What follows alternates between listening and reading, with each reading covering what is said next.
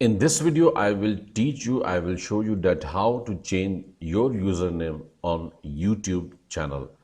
So here you can see I have opened my YouTube channel dashboard, and if you don't know how to open, you can go to YouTube like from here. If you click here and then you can click on YouTube Studio. So this will open YouTube Studio. And here you can see on the left sidebar a lot of options, and one of them is customization. So proceed to customization, and here now we have in the menu three options: layout, branding, and basic info.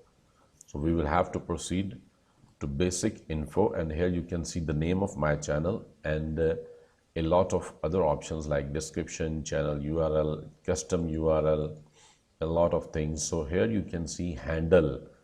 So this you can change from here, like choose your unique handle by adding letters and numbers. You can change your handle back within 14 days. Handles can be changed twice every 14 days.